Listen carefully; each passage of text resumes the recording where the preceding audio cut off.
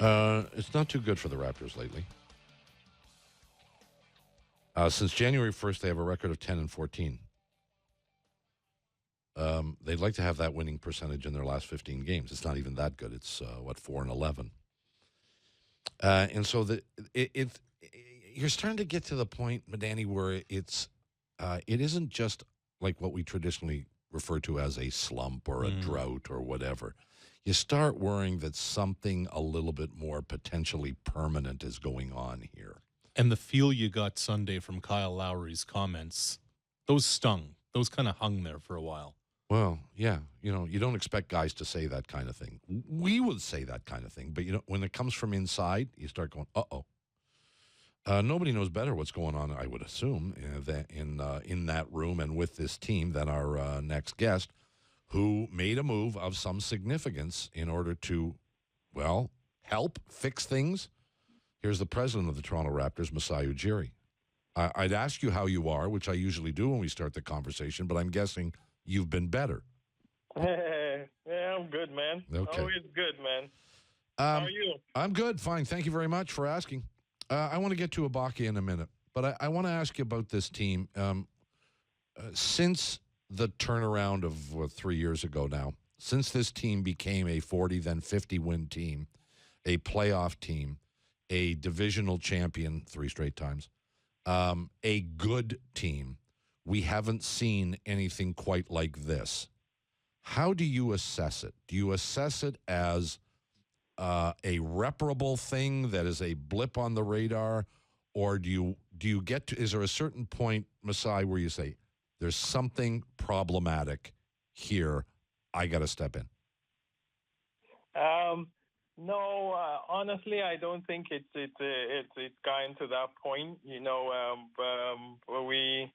We have a bleep, like you say, and we have to figure it out. I'm not going to tell you, like that it's something that is not, or if it is, I'm not going to come and paint a different picture. I like reality, So I'm inside, and I don't see. It's not like that. Guys love each other. They like to compete, But so many things haven't.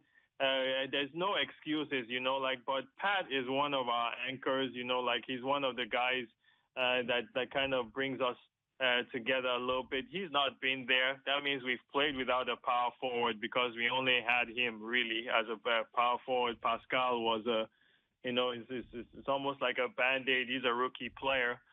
So I think that has been really, really difficult on our part. Also, DeMar being out, if you remember a couple years ago, it just takes a while, when you start coming back.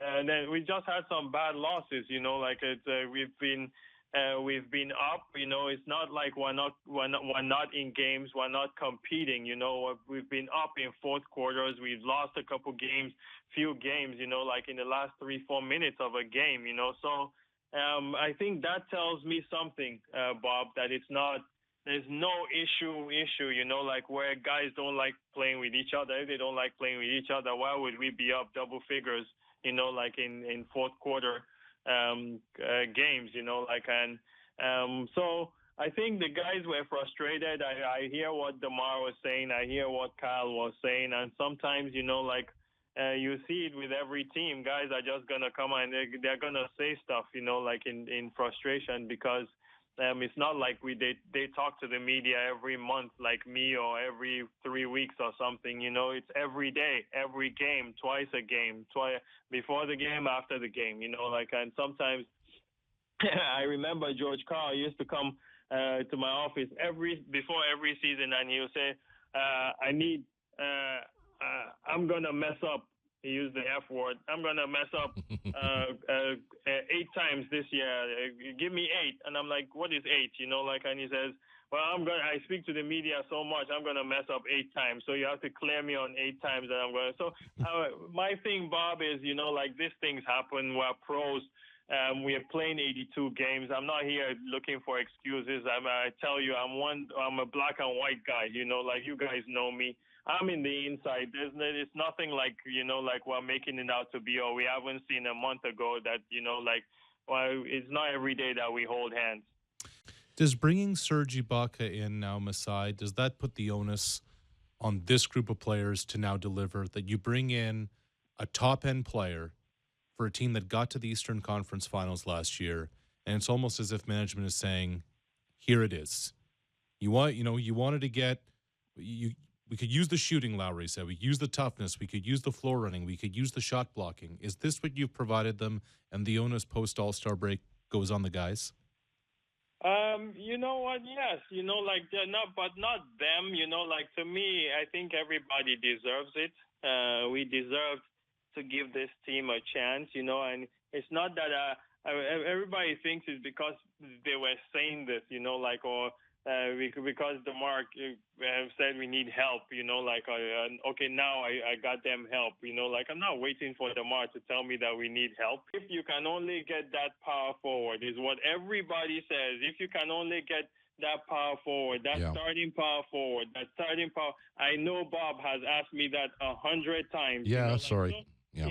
Yeah, so you know what? This is it, like I think they deserve it, and the fans deserve it, the organization deserves it, the players, the coaches. Here it is. We try to get one of the better ones, and we were lucky to be able to do that.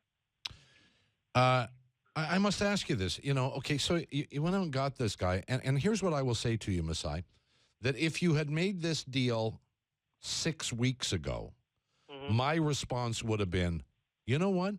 Now with this group, the way they're playing, with this addition, there's light at the end of the tunnel. This might just be enough, if the breaks fall the right way, to get past Cleveland and get to an NBA final. It might be enough. Now, I'm sitting and wondering, is this going to have enough of an impact to end this slide? Well, I don't know. Bob, I wish I could do the trade 6 weeks ago. I know, yeah. It just doesn't work like that, This is just the way the NBA works, and that's why it's difficult, Like, we're actually lucky to have done this trade because usually most of the time people wait till like 2:45 on Thursday on the 23rd of the deadline. Once there's a deadline, everybody waits till then, So.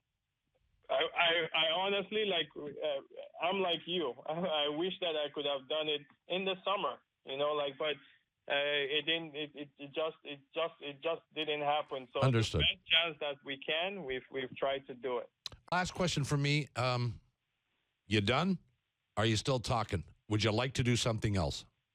Hey, my phone is, like I told the other guys, keeping me on the radio now, stopping me from doing deals. All right. Okay, so the answer is you're trying to do something else. Do you have a level of confidence? Do you think there's something out there?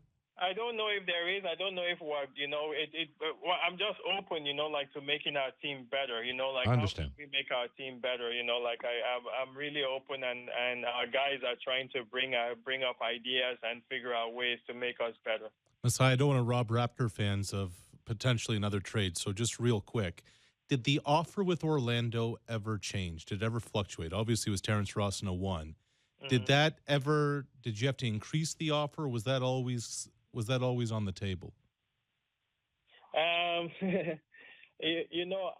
don't like to put all these things out there, because of the other side, the other team, just respectfully to the other basketball club, but it just goes up and down, and you negotiate for so long, would you do this? So many variations. You make it bigger, you make it smaller, just to try and get a deal done, and then there comes a breaking point where both sides meet, really. So. Yes, up and down, different scenarios, different pieces here and there, and that's what it came down to. We hope that Serge Ibaka, in some way, shape, or form, when we finally see him on the court, can turn this franchise around by his mere presence. I'm sure he will be an effective player for you. But, boy, this team could sure use a few wins. We thank you, as always, for your time, and back to work. Answer those phone calls. Thanks, Bob. I appreciate it. Thanks, Masai. Thank you, man. Thank you. Masai Ujiri, the president of the Toronto Raptors.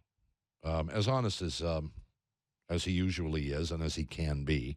And he has basically said, hey, I'm still looking. Yeah. I got to think he has to. I think he's got to be looking at a 3 or a Can he find himself a backup point guard? Which would you think? What's more important? You okay with Damari Carroll, or are you okay with your number okay 2 point guard? I'm okay with Damari Carroll, and I don't know what's going on with Corey Joseph this season. It's a good question, isn't it?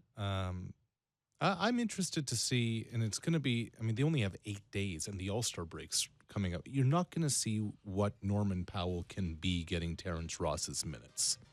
And I'm interested to see can Powell be something or good enough for them? We saw spurts of it last year, but they need to be a lot better if they want to make a run again in the Eastern Conference playoffs. Well, yes, they do.